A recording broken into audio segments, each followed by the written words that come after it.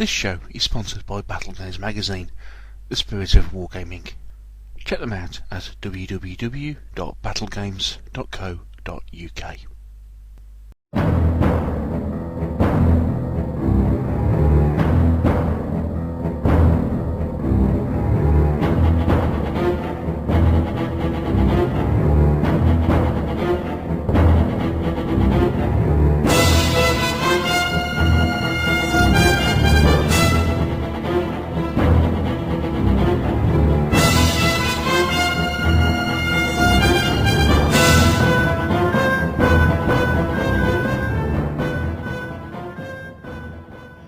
Hello and welcome to another episode of the Meeples and Miniatures Miniature Review Show with me, Neil Shuck. On today's show I'm looking at one of the recent releases from the Plastic Soldier Company, which is a company that started from slightly humble beginnings but appears to be going through a massive output at this moment in time.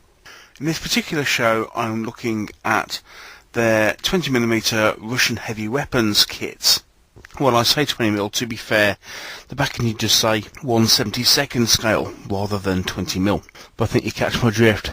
This pack has been produced to complement their previous set of 1/72 Russian infantry, and whilst that pack contained riflemen, guys with SMGs and light machine guns, this particular pack is looking at the heavier weapons, which include Maxim machine guns, anti-tank rifles, and two different sorts of mortars. Now, the pack states it comes with 3 examples of each miniature. Effectively what you get are 3 sets of this sprue. So each sprue contains 2 examples of a Maxim machine gun, one being fired, one being towed. You've got an 82mm mortar with crew, you've got a 50mm mortar with crew, you've got an anti-tank rifle being fired, you've also got an anti-tank rifle being carried, and finally, because it seems that every set of plastic figures must have at least one figure that looks quite bizarre, you have an officer kneeling, pointing, with holding his binoculars above his head. It's almost like a slight homage to the old Airfix range, where you always used to have these figures that you kind of looked at them and kind of went, what on earth was that pose there for? I must admit, this particular figure does make me feel a little bit like that. As you can see from the pictures of these sprues, the models themselves are cleanly cast, pretty well detailed. There are very few mould lines or evidence of flash. There's a little bit of clean-up to be done. As can be seen from this picture, if you look at the guys on the right hand side of the screen, you can see slight mould lines across the helmets, a bit of mould line down the back of the figure. Hopefully that's nothing that shouldn't take more than just a light scrape with a scalpel to remove. And obviously with it being plastic, these are quite easy to clean up. But all the detailing is crisp, and despite the fact there's a lot of multi-part kits here, the figures do actually fit together really well, given just a light touch with standard plastic cements.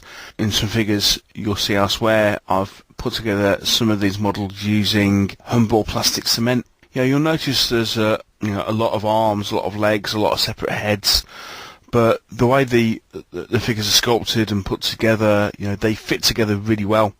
And so by the time you get to the point where you've painted them, the joins aren't really noticeable at all. So very well put together figures. As I say, in the standard box you'll get 3 of these sprues, which gives you 39 figures in total of 12 pieces of equipment. The one thing of note, from the front of the box you'll see that everything's based. Those bases, with one exception, don't come in the box. So whilst you have all the figures and all the bits of equipment, you really need to be looking to put these on their own bases, and they'll need to be purchased separately.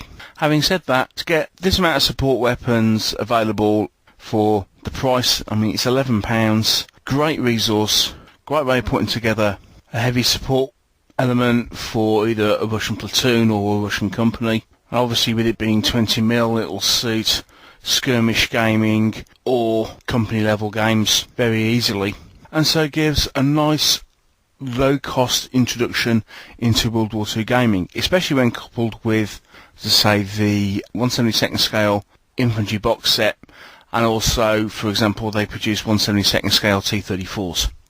Actually, as well as a box set of anti-tank guns, which I'll be reviewing in a future show. So, a great addition to what is becoming a really nice range of World War II figures from the Plastic Soldier Company. As I said, the box set is available for £11. You can buy it direct from the Plastic Soldier Company. Just visit their website. It's theplasticsoldiercompany.co.uk. Again, they're very prevalent at UK wargame shows at the moment. I had the pleasure of speaking to Will Townsend at Partisan earlier this year. Top bloke. And I think what that can be evidenced from what they've been doing with their recent Sherman kits. You know, they really are responsive to their customers as well. They're looking to produce this set in 3 different scales. This is 20mm. They're also looking to produce a 15mm and a 28mm version. They're effectively the same figures, just scaled down and scaled up. I used to be heavily into 20mm World War II. And I've sold my figures twice so far, but these are really making me look at it again and going, oh yeah, it really would be nice to maybe get back into World War II in this particular scale.